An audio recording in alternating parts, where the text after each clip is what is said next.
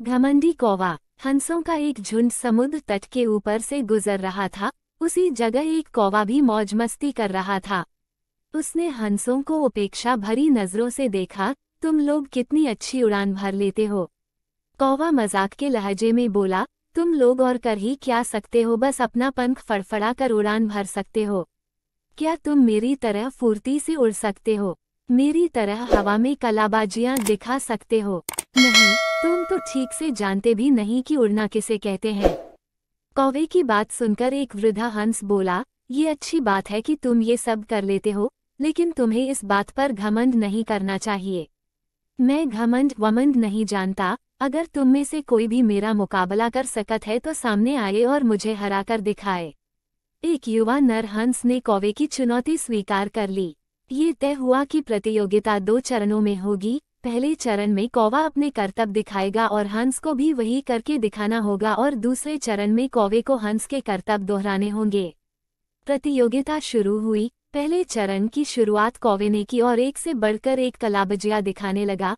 वह कभी गोल गोल चक्कर खाता तो कभी जमीन छूते हुए ऊपर उड़ जाता। वही हंस उसके मुकाबले कुछ खास नहीं कर पाया। कौवा अब और भी बढ़ चढ़कर बोलने लगा, मैं तो पहले ही कह रहा था कि तुम लोगों को और कुछ भी नहीं आता, ही।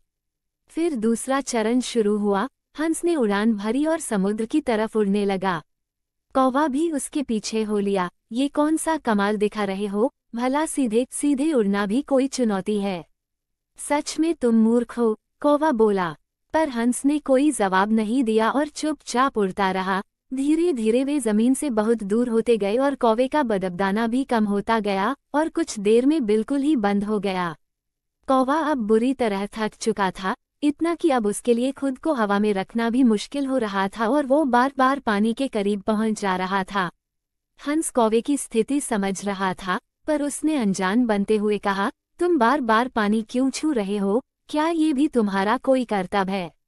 नहीं, कौवा बोला, मुझे माफ कर दो। मैं अब बिल्कुल थक चुका हूँ और यदि तुमने मेरी मदद नहीं की तो मैं यहीं दम तोड़ दूंगा। मुझे बचा लो, मैं कभी घमंड नहीं दिखाऊंगा। हंस को कौवे पर दया आ गई। उसने सोचा कि चलो कौवा सबक तो सीख ही चुका है, अब उसकी जान बचाना ही ठीक होगा, और वो कौवे को अपने पीठ पर बैठाकर वापस तट की ओर उड़ चला। दोस्तों, हमें इस बात को समझना चाहिए कि भले हमें पता ना हो, पर हर किसी में कुछ ना कुछ क्वालिटी होती है जो उसे विशेष बनाती है। और भले ही हमारे अंदर हजारों अच्छाइयाँ हों, पर यदि हम उस पे घमंड करते हैं तो देर सबेर हमें भी कौवे की तरह शर्मिंदा होना पड़ता है। एक पुरानी कहावत भी है, घमंडी का सर हमेशा नीचा होता है। इसलिए ध्यान रखिए कि कहीं जाने अनजाने आप भी कौवे वाली गलती तो नहीं कर रहे।